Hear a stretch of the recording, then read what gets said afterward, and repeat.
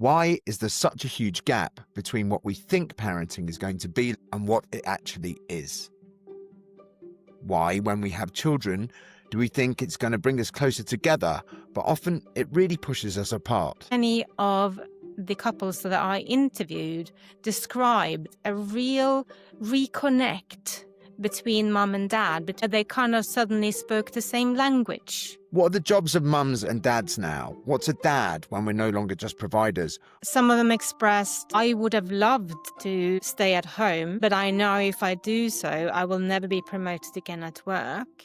What's a mum when they often are? But then mum goes back to work and dad is home alone. And that's where you see a real fundamental shift in responsibility taking, the dad suddenly becomes the expert. What am I supposed to teach or model for my children when I've no idea what the world is going to look like in 5 years' time? Why did my parents seem to have loads of conviction about these things and I have absolutely none? In this podcast, I talk with experts from all around the world about these problems and hopefully get some wisdom, some insight, and maybe most importantly, some perspective, and find out what it takes to be a happier parent. Dr. Marte Bergan is an academic. She is a Norwegian living in London who conducted a comparative study with couples in both countries when the mother was pregnant and then again 2 years later. Her findings about the effects our different parental leave systems have on resentment in our relationships were fascinating. We talk about the fact that although individual responsibility is important, we need much wider structural change.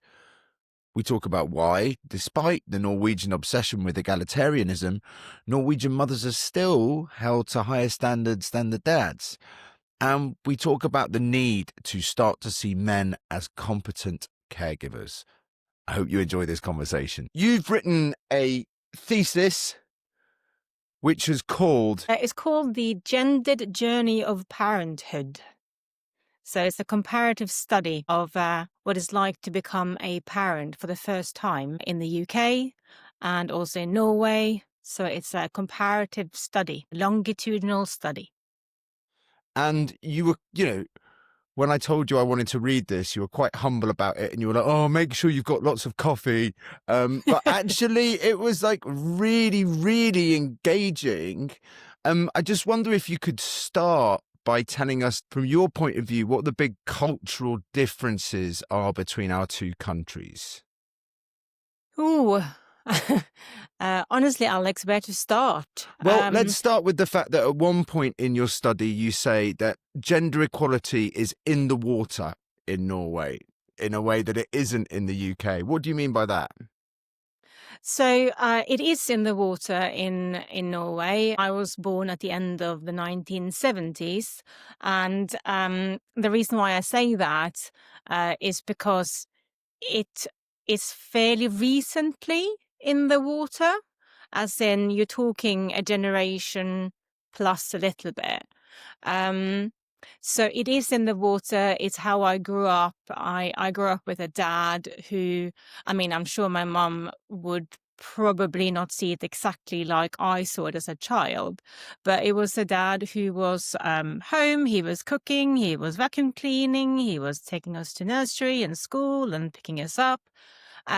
So it was quite normal for me.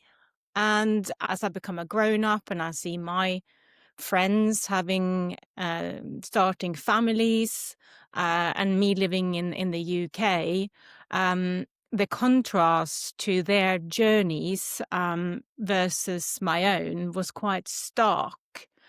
So yes, as much as it's in water now, I would almost say it's in our kind of national DNA. We take it for granted, we live it, we talk it, but it's also relatively new. So although change feels in many ways as it's taken a long time, it's slow, it is also actually happened quite quickly. Some academics will even call it a revolution, where you've gone from in the 1970s where you had a much more gendered system to a almost, and we can talk about more of that later, because it is almost, it's not entirely, a very egalitarian society where men and women share earning and caring responsibilities, um, almost 50-50. What what triggered that shift? Why was that suddenly happening in Norway? Well, I think there were many factors. I think um, egalitarianism has been a Nordic, Scandinavian value in itself. So that was already kind of an established cultural value that then transmitted or transformed to also include gender equality. But in addition to that, it was financially, economically driven by the government, because it made sense to not have half the workforce at home. It made Mm. sense to basically get everybody out to work. And from that perspective, it was very forward thinking of the government at the time to go, oh, what we're going to do is to get women into work. But in order to do that, we also have to look at men's role, because we can't only focus on women's role if we're going to have a as much as possible of an adult working population. Then we need men and women to both contribute in the family, because you can't have women working full time and taking on everything at home. Another thing you mentioned, just to tie into this cultural piece, is that the setup we have in the UK, the person who's first to be there and the last to leave, they're the person who's going to get promoted. Yeah, In Norway, it's absolutely. actually quite frowned upon. Like you're looked at quite weirdly if you're like staying late in the office. Scandinavian cultures overall, we value our spare time. We value family time. We value, um, taking the kids out skiing or long walks, or we have this idea that you can work, but you're also entitled to have that family time, or that leisurely time. Um, Having said that, it absolutely has been a very conscious decision by the various political parties to regulate the working hours that you can do. So it's highly regulated, and it's now also become part of our DNA. We take it for granted that you can clock off at 4 or 5. And yes, as you say, if you stay longer, it's not something that is valued normally. Mm. It's frowned upon. You are not meant to do that, and you kind of go against our values or our norms by staying in the office for a long time. Something which is called core working hours, where you have to be in the office between, say, 10 and 2. And whatever you do outside of that is completely up to you. So you have that freedom, autonomy, and frankly also trust, where you can regulate your own working hours. So where you work and what time you work and how you work. And that obviously gives freedom to drop off at nursery, pick up at nursery, but also stay home if your children are ill, that kind of thing. It's a much more family-friendly kind of working culture. So, if you I call guess up, I guess apart from the family, the other thing that you said that seems to kind of fit in that jigsaw when I'm trying to imagine it, and I don't think this is in your thesis. I think you said this to me when we've been chatting, is that basically you don't have the extremes of wealth as well within the culture. yeah, So you don't have very, very rich people and very, very poor people. not if you compare it to the situation in this country, no, because Right. it's regulated.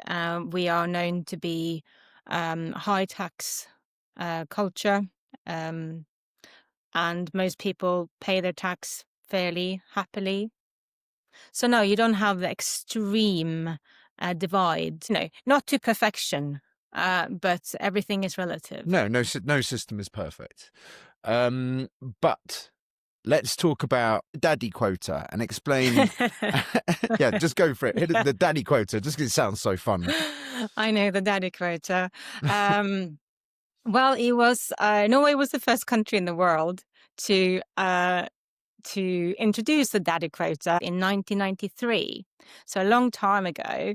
It was not something the Norwegian population was ready for at the time, and it was contested, especially from the right-wing parties. So it was actually imposed on the Norwegian population. So it was therefore ahead of its time. Because sometimes, or very often, legislation comes as a result of, we move somewhere socially, culturally, and then you legislate accordingly. We have to be pretty dissatisfied before things change in government, right? Yes. And I think the same is largely true for Norwegian governments, but on this particular one, they went ahead of time. And it could have gone wrong, but it went very right. So the daddy quota at the time was introduced as a 4-week period of time where dads within the kind of maternity paternity leave period, although we call it parental leave, so it's gender neutral, dads have to take 4 weeks.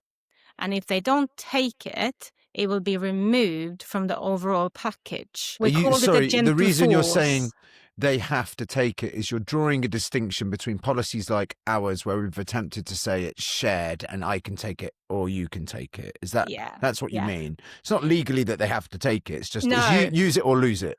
Yeah, it's use it or lose it. But it's basically another quite important aspect of it is that it's paid. And if dads didn't take those 4 weeks of fully paid leave, then the couple didn't get it, which meant that they then would have to find a solution for childcare. It's not normal for Norwegian women to stay at home. They go back to work generally. So that meant that you then had to send your child to nursery at a very young age. So it was You said there's no equivalent expression for working mum in Norway? No.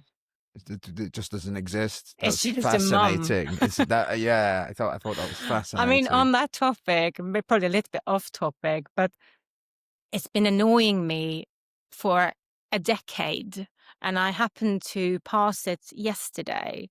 There's a nursery here where I live, and it's called Working Mums. It annoys the shit out of me.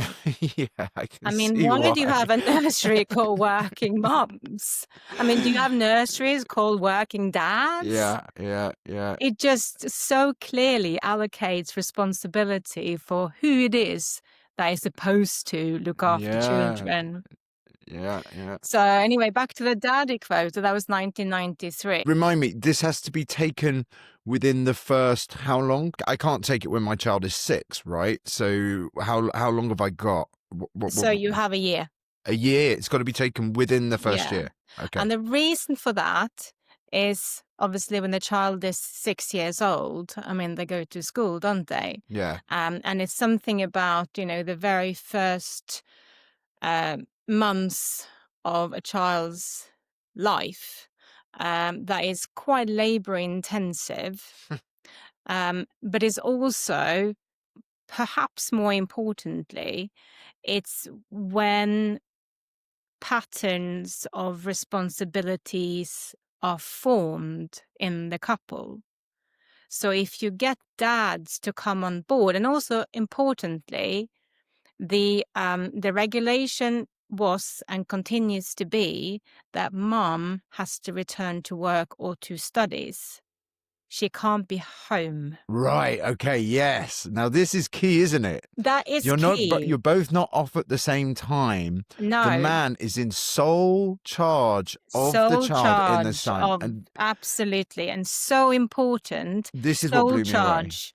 And now, I mean, it grew from 4 weeks initially, to now, I believe it is 12 weeks. And 12 weeks, that's 3 months. Mm. That's quite a lot of time to have a complete role reversal.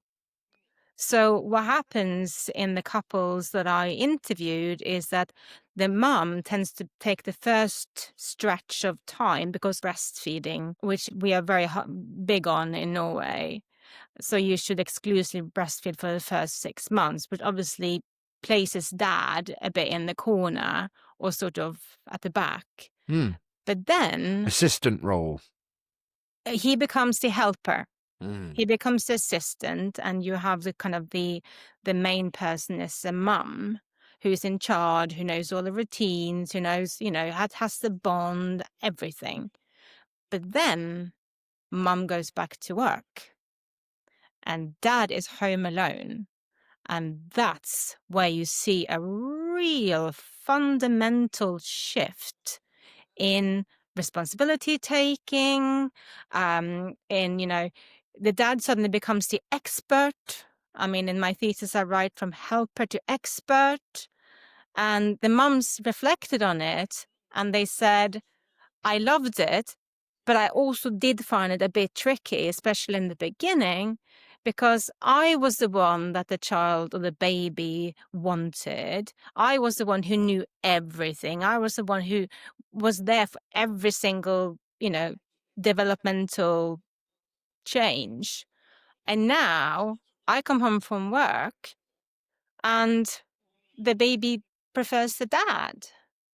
I am not always up to scratch on, what they eat and what their preferences are and what their routines are. The dad knows this.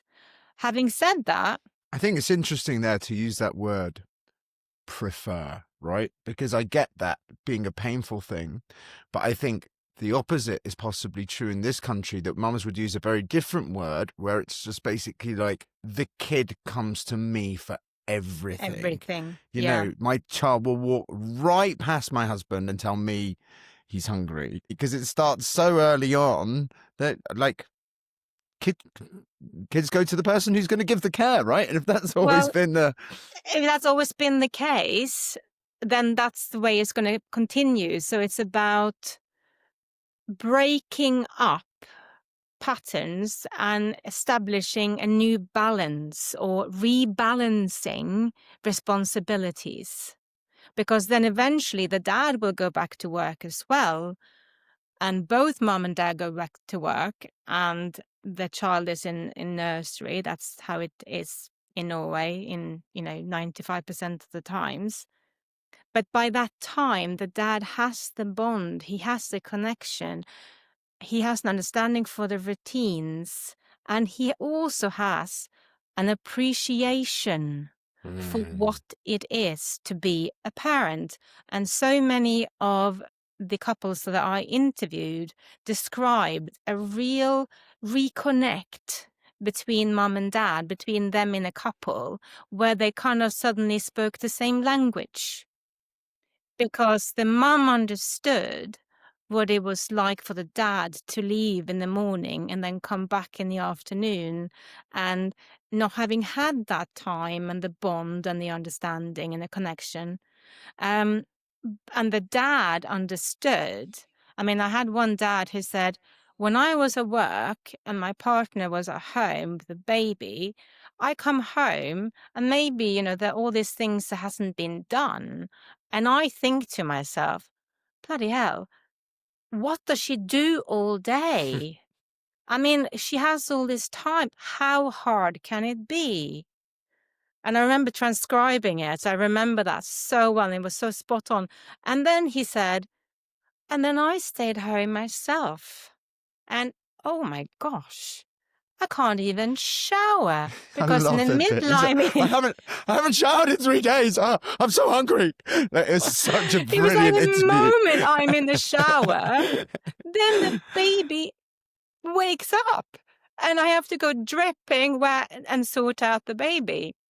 So he described this feel. It's almost like, it's it's so easy for couples to go like this when they have their baby, but then it's sort of bringing them back in again. So it's not only good for the child to spend time with both parents, but it's good for the couple. It's good for their health. Well, I mean, the reason I read your thesis initially was I was doing this talk about, how we get past resentment, like Yeah. in couples, because the Oh, resentment is absolutely. extraordinary under our setup. Yeah. And I would say those interviews where the dad was like, "Oh my God, I've realized now," absolutely thrilling for women.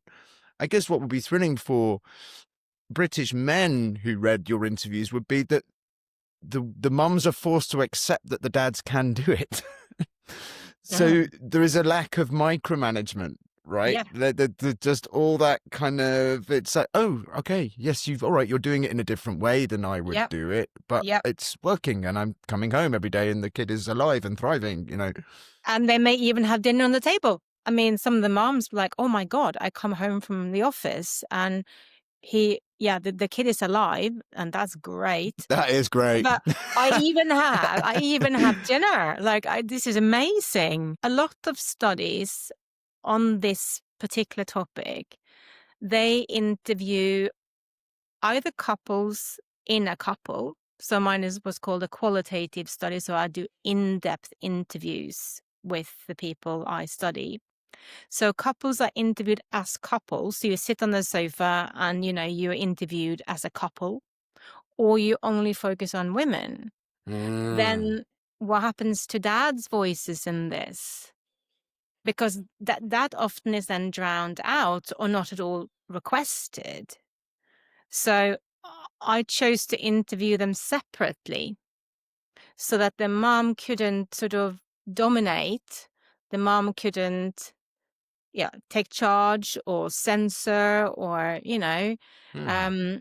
and also, I mean, this I discovered as I was interviewing, it worked out quite well because they knew that their partner was interviewed separately. They wouldn't lie. So I wouldn't get Oh, go into that. the Why do you, rose-tinted truth. right, okay. So, when I asked men about I asked about everything from who did what with their child and housework and the rest of it. They were surprisingly honest. Right. Just let's talk about men, British men, for a Yeah. bit, because I think obviously I now talking about these things a lot and I go to a lot of talks and I read a lot of books and mums are very angry and the reasons for that are really obvious. I Yeah. think what's often getting missed is that dads are very frustrated at the way this is playing out for us at the moment. What were you getting from the men in these interviews? I was getting very much feeling like the outsider of the family. A feeling of I miss out on so much. Some of them expressed, I would have loved to stay at home, but I know if I do so, I will never be promoted again at work. Huge burden on being the one who brings in the money. A lot of frustration from their side too. I mean, some of them talked about the weekends when they were off work. Mum had been home the whole week. She was exhausted, fed up. And then the weekend come and the mum kind of goes, here you go, you do your share now. And I can understand the mums being fed up. But I can also understand what the dads were saying was, well, I I've been at work, and the working hours in this country, the UK, tend to be a lot longer than the ones that the Norwegians were reporting. So often dads, they leave in the morning before, there's any real life, and then they get home often after the baby's gone to bed. So those are long working hours. They are shattered. They feel emotional outsiders in their family life. And then Saturday comes and their wife goes, "It's your turn, mate." And he goes, "I've been working the whole week. I'm also exhausted." And then you kind of get to this competition of who's the most exhausted, who has suffered the most. And you get that not being able to understand the other person's world.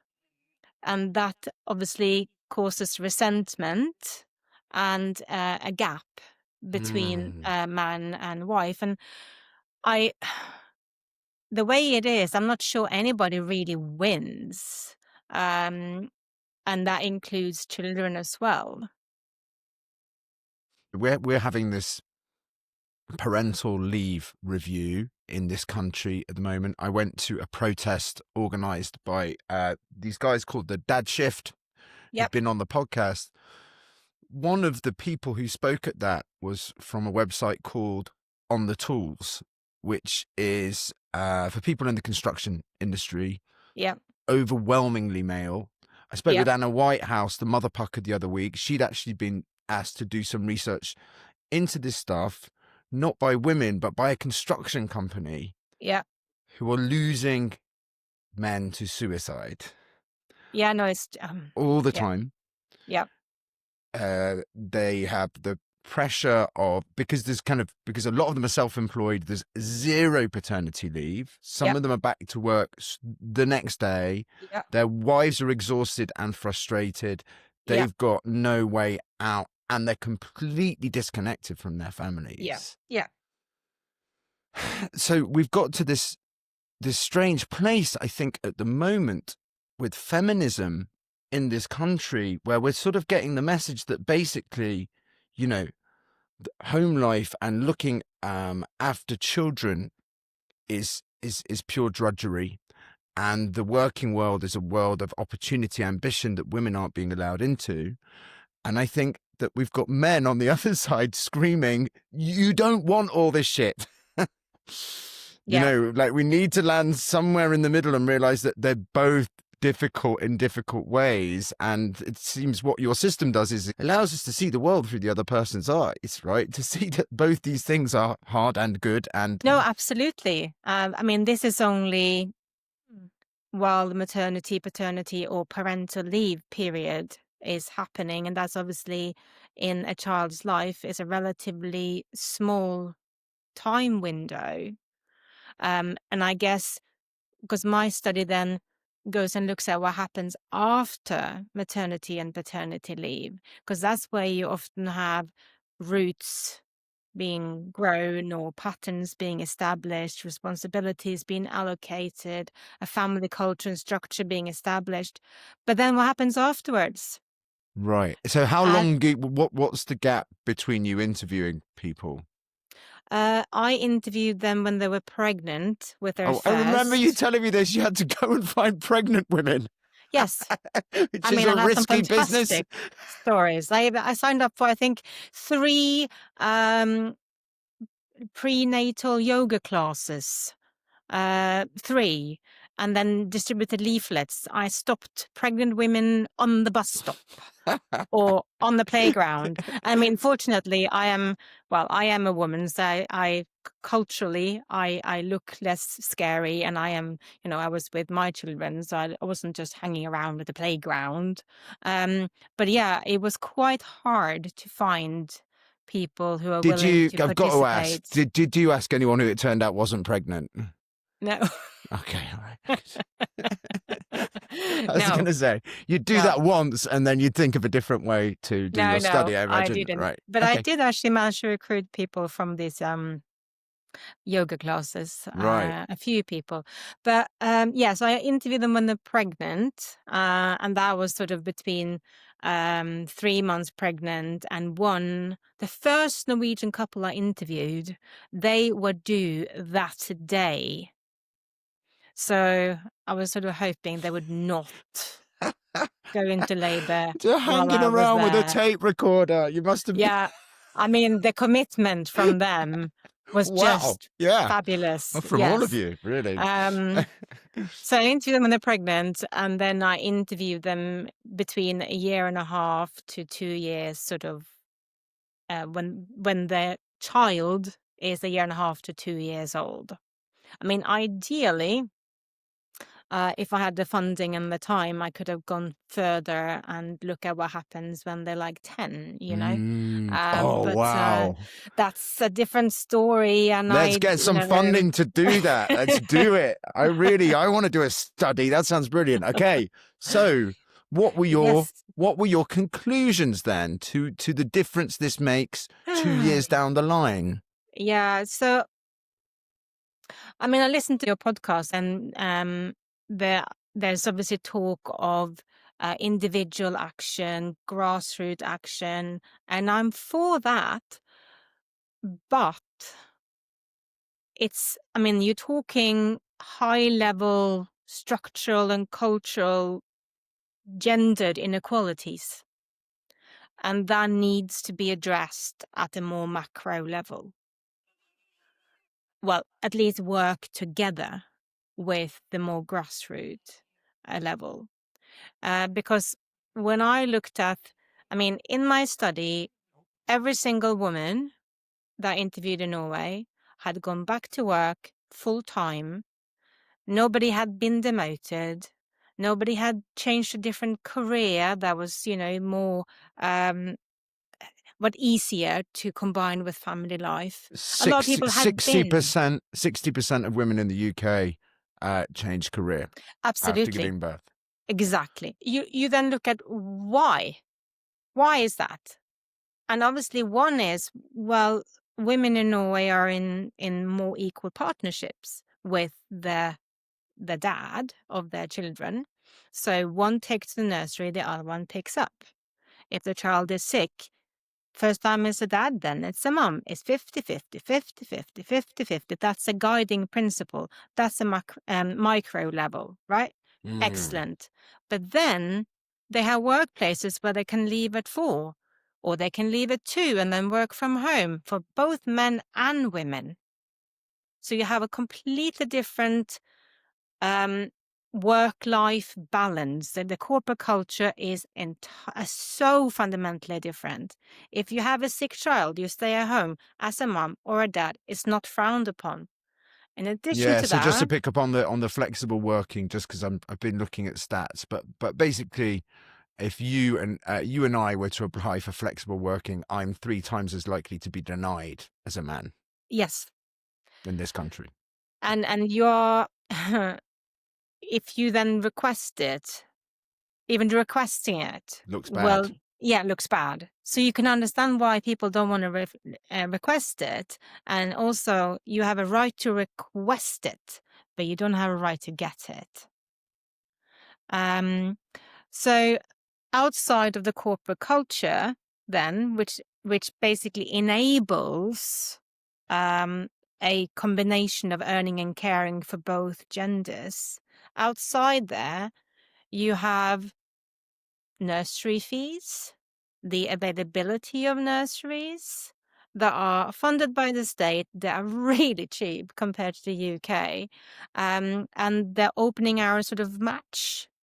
Whereas in this country, nurseries, I mean, you got 3 kids, you know the cost of nurseries. They are just crazy, and it's hard to get a space. So then, in this country, you kind of think, okay, well, why would I want to work for 8-10 hours a day, don't see my child, and all my salary goes to nursery?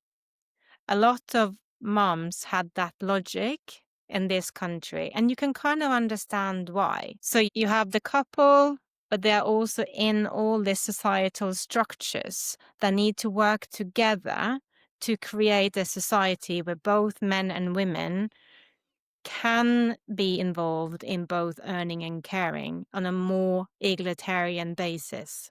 So just give us some examples that are coming across, because these are it's a qualitative study. You've got interviews, you've got this story of mums changing jobs. I wanna focus in on resentment and Yes. what's happening to the relationships in these different cultures. Yes, and I do think, and that's why it would have been great if my study could go a little bit further into also what happens when they have the second child, what happens when they have the third child, because you may just manage it with one, but then you add a few on top. And, you know, the Totally. whole thing just kind of comes, the Yeah, card house crashes down. We were fine So, with one. and then you have another, and then you guys have another one. So then the cost and the time and the labor involved just increases. So I don't have the Labor, answer. The yeah. labor, yes. So resentment, yes, there is resentment from women, as you know, about being alone in it, managing it all, resentment about giving up the career or having to take another career, being the one that always have to solve everything, being the ones who sleep deprived, being the ones who haven't got time to go to the gym or see friends or, this and the other. And then the men are resentful that they don't feel valued. They feel alone in their breadwinner role. And when the weekend comes, they kind of become this ad hoc helper, but not a more integrated part of the family. So they feel alone, and she feels alone. Yeah, and I thought that, I think that kind of helper to expert, those are the phrases you used. I think that is part of the resentment that men feel, even when, so many of us are dual breadwinners now. We have Yeah. this kind of, so you're angry with me that you're in charge of everything, and yet at the same time, everything I do is wrong. Yes. You won't let me Yeah. kind of take control of any of these areas because your way's the right way. I'm Think just also. wondering what could shift that, because if we stay away from children at the moment, let's just say we were to take, just because I've got more of a kind of more data on it, if we were to take having a tidy house, which in this country, men are not judged for mess in the home, women are. Right, we see a messy home and we're like, okay, oh God, well, she should have tidied it up. All right, and there's a Oh my really God, the amount of debates we have about that in this right. household. We Okay, are well, having good. dinner guests, and he goes, they don't care if the house is tidy. And I go, yeah, because they're not going to judge you, they're going to judge me. Right. So what I think is really interesting about this is women need the place to look a certain way because they are the ones that are judged. But if you are insistent on someone else working to your standards, then you are de facto in charge. So actually that doesn't shift until we start equally judging men. But men do have, I'm thinking of kind of masculine spaces that I'm in, like boxing gyms or a rowing club where there's women there, but they're masculine spaces. They're shitholes, right?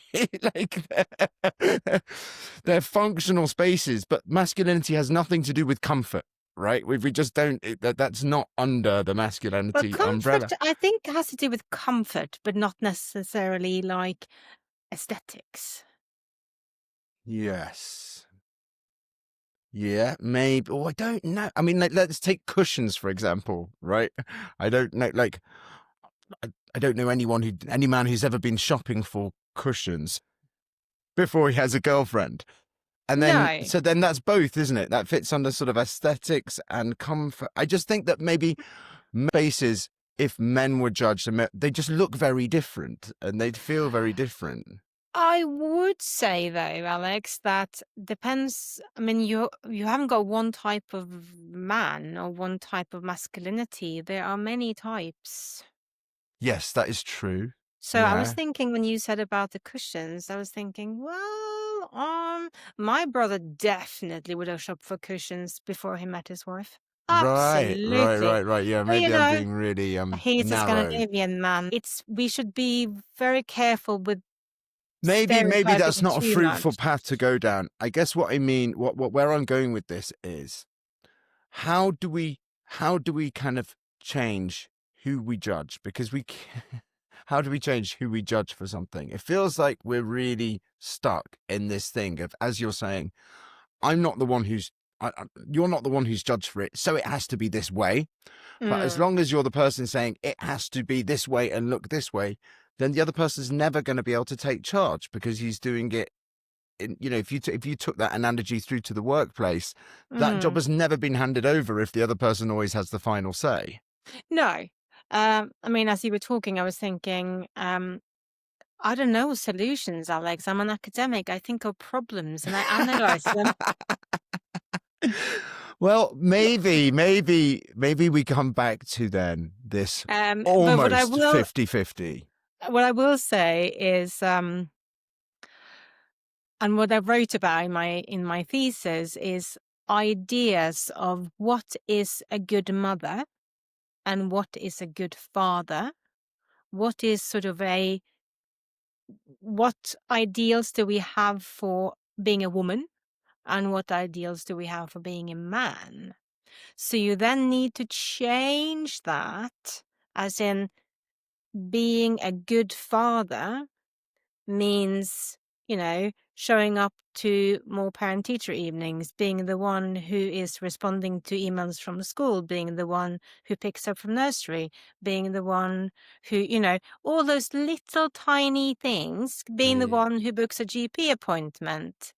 And what is a good mother, that also involves uh, being out there earning some money, building a career, being a role model for the children that women also work.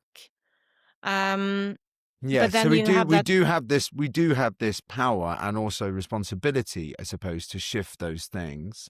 And what Melissa Hoggenboom said, I went to see her do a talk the other day, and she was saying actually men are really good at making new things part of masculinity when it suits them. We've been very good at kind of taking on fatherhood and doing these bits with it that we like, right?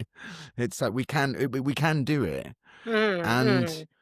the shift is happening quickly. Certainly, I know I live in liberal London, but I was at the farmers market near me handing out flyers for one of the things I do, and it was over 50% of the people pushing prams were men. Because I knew that I was having this chat with you today, I was looking around yesterday and I was thinking, I swear there are more men pushing buggies and having babies in these slings. It's become a masculine thing to do. And do you know what? It's physical labor, right? Like, it's always been under Yeah, that umbrella, like carrying the yeah. kid around, pushing the thing. But it's definitely near me. Some of them are in couples, but it's the bloke who's doing the pushing. They're, Actually, they're the yeah, one with the pram.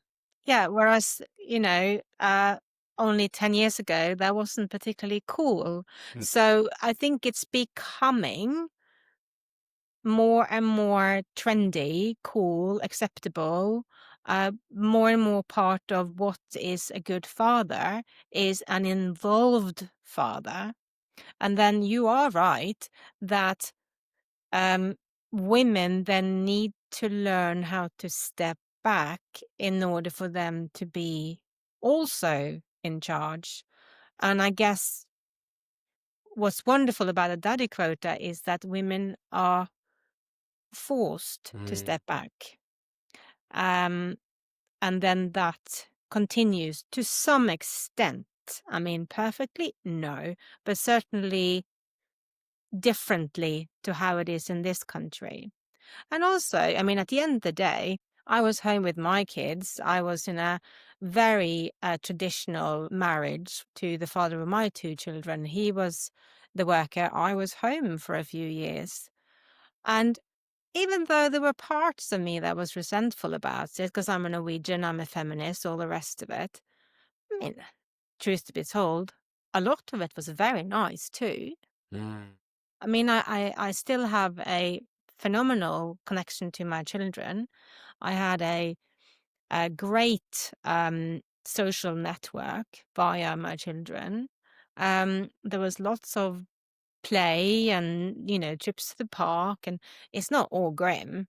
No, and I think it's resentment that squashes our ability to admit that to the other person.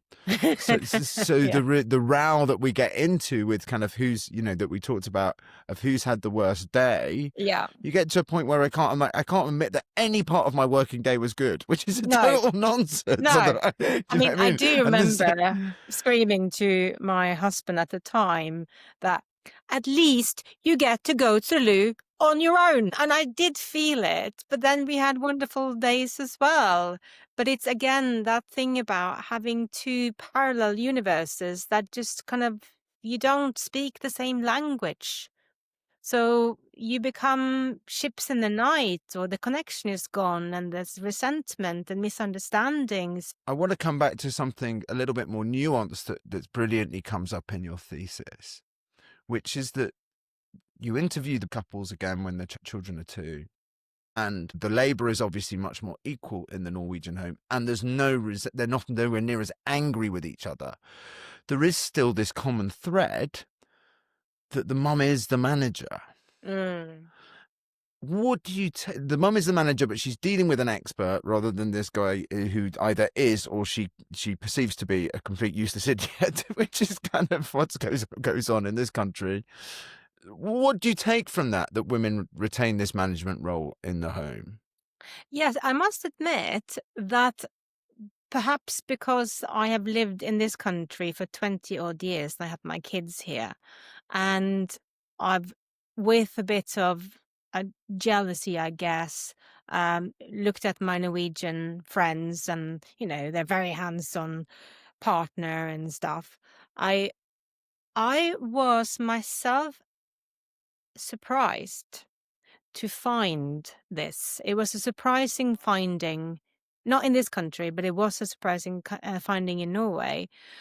But it was a kind of a pattern, or a theme rather, that they was brought up again and again and again in pretty much all the couples, by both mom and dad. Um, I mean, some moms reflected on it in a less light way, that it was a bit frustrating. But like you say, they were managing the household with an expert next to them. So, if you say, can you cook dinner today? They didn't have to write the list. Do you think, for all the equality, Norwegian mums are still judged more than Norwegian dads if things don't go well, or if they don't look a certain way, or that's Without still a there? shadow of a doubt. And it was a Norwegian mom, very successful HR director. Her husband was a psychiatrist, and he was super reflected and smart. And she said, it angers me that, and he was actually one of the very few dads who took not only the daddy quota, but also more. So they had pretty much 50-50, where she was home for 6 months and he was home for 6 months. But she told the story of, if you go to a birthday party and you haven't sent your kid a present, you as a mom will be judged. Okay, so that doesn't completely shift. That's No, fascinating. no, and that's still, but because it's so intangible and invisible, I hadn't picked that aspect up until I conducted the interviews, and I thought, wow, that's still the case in Norway.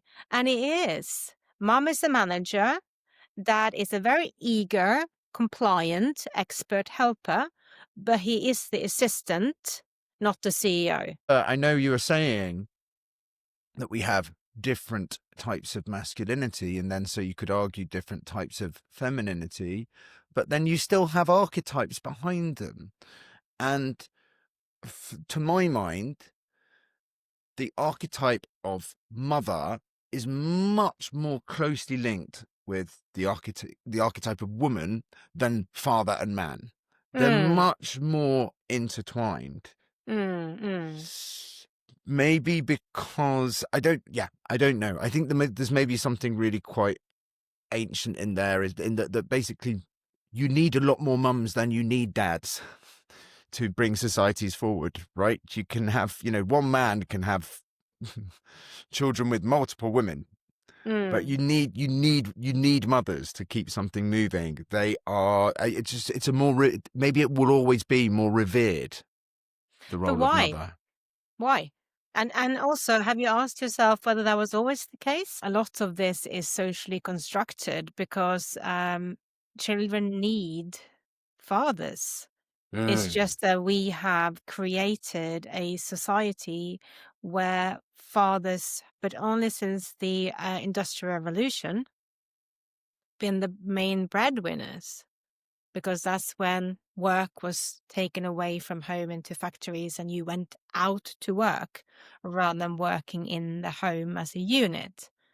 So, I mean, the modern dad and the modern mum and the whole thing about mother instinct and, mother is the world and the special mother child baby bond. Yeah. I mean, is it biological, or is it to a large extent socially created? I think once you start reading academic theses, you kind of get used to this pattern of people trying very, very hard to make sure that the question they're asking is the right one. But our social constructs massively change the question we ask. So if we look at something like attachment theory, Yeah. which is all based on this idea that children desperately need this period with their mothers, those early experiments were only done with mothers. So then we ask the question in a certain way, we get this answer where, of course, mums are more important than dads, right? And I used to teach attachment theory at university. It doesn't have to be the mother. It's a No. main caregiver.